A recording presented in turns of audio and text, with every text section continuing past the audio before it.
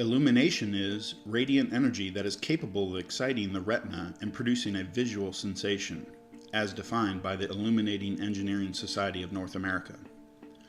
Light is electromagnetic radiation that has properties of waves. This spectrum is divided into several bands based on the wavelength. When objects reflect light, they become illuminated. When light encounters a surface, it can be either reflected away or refracted through the surface to the materials beneath. Once in the material, the light can be either transmitted, absorbed, diffused, or a combination of these by the material. As game artists, we want to recreate the effects of light in a virtual environment. This can be achieved by using physically based rendering methods. Physically based rendering allows objects to depict a realistic appearance using accurate values acquired from real-world objects, representing how light is affected on different surfaces. This rendering method has become more common with the increasing power of computers. The necessary material needed for rendering vary, such as transmission maps needed for light that is visible through trees, or a refracting shader for glass.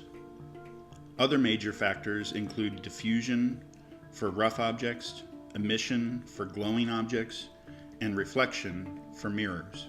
Along with accurate representation of light on physical objects, we attempt to achieve realistic underwater lighting. Realistic lighting for underwater scenes has taken some time to get right, and older games used fog or blur to give the illusion of being underwater. Underwater lighting is usually referred to as underwater caustics, which is defined as a way light refracts through the surface of the water, bending and moving to the motion of the waves above. Today we are able to replicate underwater caustics through a variety of methods, including photon mapping and water volumes.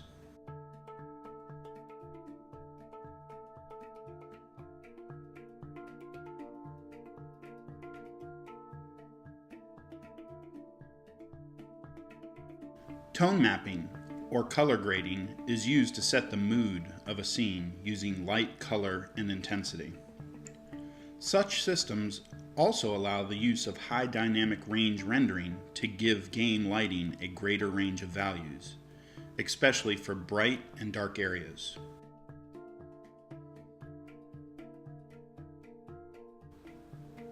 Examples include green lighting for a radioactive area, subdued gray-blue lighting for horror, and blood red for a demonic ruin.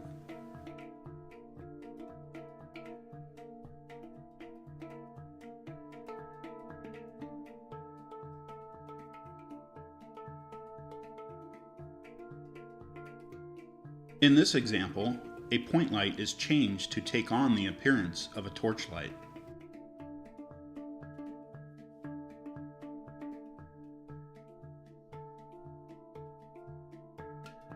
Lights are treated differently in enclosed spaces. There is no need for a skybox or sunlight. Instead, point and spotlights are primarily used. These have the benefit of being less taxing on system hardware, which is why caverns and corridors are used in modern games so frequently.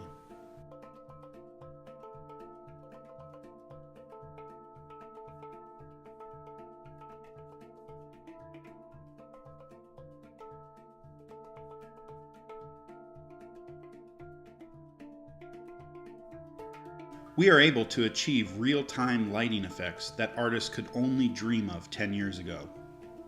This is thanks to the new methodologies based around physical accuracy, allowing for a far greater realism and immersion. Who knows what the future holds?